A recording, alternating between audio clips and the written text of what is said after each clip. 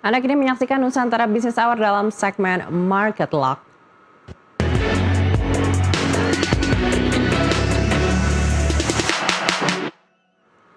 Langsung saja kita lihat seperti apa indeks menguat 0,83% atau naik 57,9 poin ke level 7.029,86. Pada perdagangan sesi pertama hari ini, sebanyak 346 saham menguat, 297 melemah, dan 169 lainnya stagnan.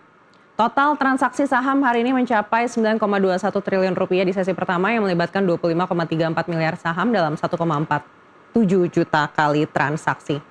Dan berikutnya kita lihat seperti apa pergerakan IHSG saat ini di sesi kedua di jelang penutupan perdagangan di hari ini. Kita lihat IHSG masih juga bertahan di zona positif, 1,33% terapresiasi di 7.064,58, 339 emiten menguat, 305 melemah, 173 stagnan, dan kapitalisasi pasar di 12.661,35 triliun pada sesi kedua ini. Dan untuk membahasnya, kami sudah tersambung dengan Ruli Arya Wisnubroto, Head of Research and Chief Economist Mirae Asset Sekuritas.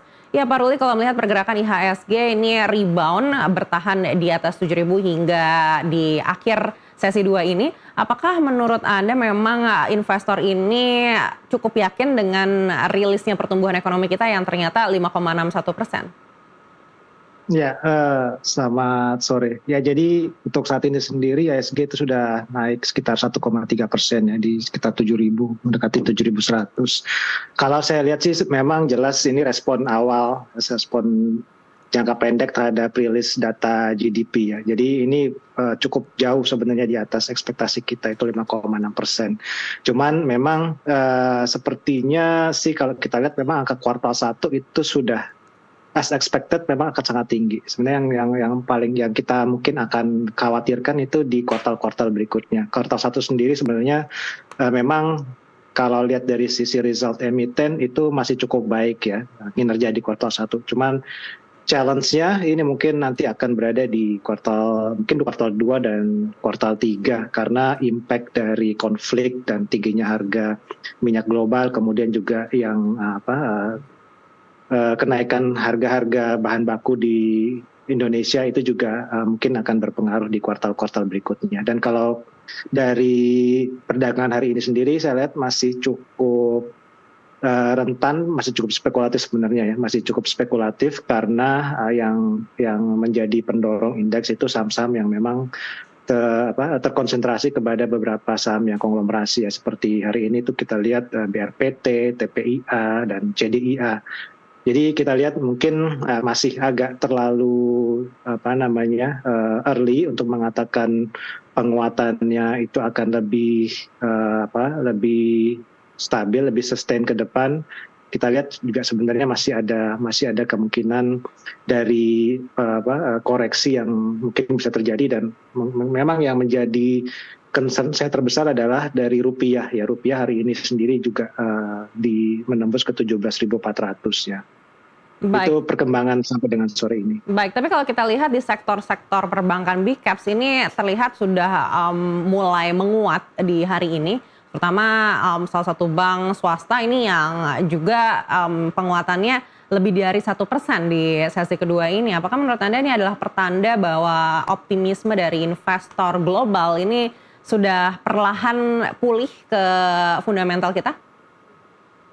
Ya, apalagi kalau investor global pasti akan sangat memperhatikan dari sisi stabilitas nilai tukar. Dan kita lihat kalau misalkan baru sehari mungkin ada kenaikan, dan untuk data transaksi sendiri, untuk datanya net flow sendiri ya itu juga belum keluar sebenarnya untuk hari ini. Tapi saya lihat sih sebenarnya mungkin masih belum bisa meyakinkan atau masih belum bisa untuk melihat apakah penguatan ini akan lebih stabil, lebih sustain. Karena kalau saya perhatikan dalam mungkin hampir sebulan terakhir itu data net di data-data perbankan sendiri itu masih net outflow ya. Net outflow-nya cukup besar. Kita perhatikan mungkin saham-saham seperti BBCA, BMRI, BBNI, BBRI itu masih konsisten mencatatkan outflow yang cukup besar. Dan saya khawatir sih mungkin masih akan bisa terjadi sampai dengan pertengahan bulan ini karena masih kita masih expect ada penyesuaian dari bobot saham-saham Indonesia di MSCI. Baik, dan untuk saham-saham energi sendiri, apakah Anda lihat pergerakan hari ini memang sudah sesuai ekspektasi, terutama juga dengan kondisi di geopolitik saat ini? Kalau untuk energi sebenarnya kita lihat sih mungkin kalau yang diuntungkan dari kenaikan harga minyak itu masih belum nggak terlalu banyak kalau untuk Indonesia ya. Kalau Indonesia itu mungkin story-nya lebih banyak ke batu bara dan nikel. Dan mungkin memang mungkin kita dari stok pick kita sendiri itu juga memang banyak di komoditas ya. Tapi mungkin komoditasnya yang tidak terkait dengan harga minyak sebenarnya. Baik, dan kalau melihat kondisi saat ini, apakah menurut Anda cukup besar potensi IHSG akan balik arah di penutupan perdagangan hari ini di sisa waktu yang ada? Balik arah sih enggak kayaknya, karena mungkin untuk hari ini sendiri penguatannya juga sudah sangat tinggi ya, di atas 1%. Mungkin perdagangan juga tinggal beberapa menit lagi untuk ditutup. Cuman memang yang kembali lagi yang menjadi kekhawatiran saya yang pertama memang karena kenaikannya itu banyak didominasi oleh saham-saham konglomerasi yang tadi saya sebutkan ya. Kemudian juga dalam mungkin sebulan terakhir itu outflow di saham-saham perbankan di big cap itu juga masih cukup tinggi, dan juga yang menjadi concern terbesar saat ini itu adalah dari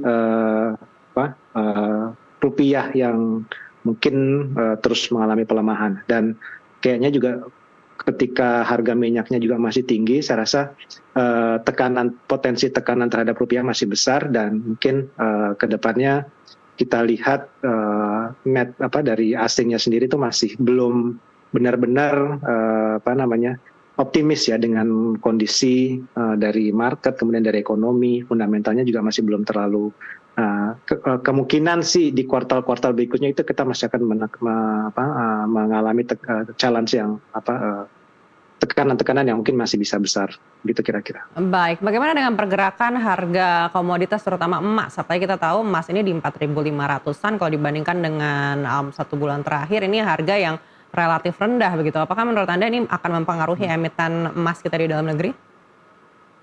Kalau emiten emas sih mungkin sudah priced in.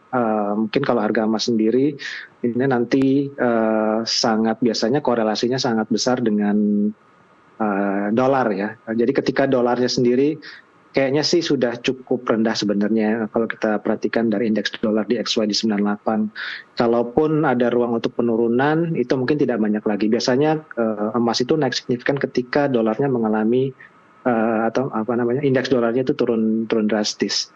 Jadi saat ini sendiri saya belum bisa mengatakan bahwa emas masih bullish, dan untuk pergerakan harga-harga saham yang related to gold saya rasa masih belum banyak sudah priced in sebelum-sebelumnya dalam beberapa bulan terakhir ini, dan kayaknya sih dalam jangka pendek juga potensi untuk kenaikan harga sahamnya itu relatif terbatas. Baik, lalu sektor apa yang menurut Anda layak diperhatikan untuk perdagangan di esok hari hingga akhir pekan ini? Ya. Kalau untuk besok sendiri ya kita sebenarnya masih agak waspada ya bisa terjadi koreksi. Cuman memang kembali lagi yang menjadi concern saya itu adalah dari stabilitas nilai tukar, dan selama rupiah ini masih belum bisa stabil, apalagi kayaknya sekarang juga kalau dari market sendiri sudah mengkhawatirkan bisa ke level 18.000, ke 19.000 atau ke 20.000. Saya rasa ini akan menjadi bisa menimbulkan risiko dan bisa menekan atau menghambat laju dari kenaikan IHSG. Kalau misalkan untuk beberapa waktu ke depan atau mungkin di esok hari ya mungkin kita sih agak sedikit waspada dengan saham-saham yang sudah mengalami kenaikan terlalu signifikan pada hari ini sendiri. Cuman memang untuk kalau kita lihat dari sisi fundamental karena rilis dari resultnya juga cukup baik, ya kita masih bisa mengandalkan atau masih ada lihat potensi melihat kondisi fundamental perusahaan itu ada ada potensi ruang untuk kenaikan itu di beberapa sektor seperti sektor komoditas mungkin ya, kita mungkin juga sebenarnya masih suka untuk metal mining, kemudian ada telco kita juga suka untuk tahun ini sendiri kita lihat demand-nya masih cukup baik. Kemudian kita juga dari consumer yang mungkin tidak terlalu terpengaruh dari kenaikan bahan baku, itu di poultry juga kita juga masih suka ya. Jadi beberapa sektor itu yang mungkin masih memiliki fundamental yang cukup baik dan lebih resilient terhadap shock yang terjadi saat ini. Baik, sekali lagi terima kasih Bapak Ruli Arya Wisnubroto, Head of Research and Chief Economist Mirai Asia Sekuritas. Dan usai jeda kami akan kembali dengan segmen khusus Zona Cuan bersama Kepala BPS Amalia Adininggar Widya Santi mengupas pertumbuhan ekonomi Indonesia di kuartal 1 2026. Tetaplah bersama kami.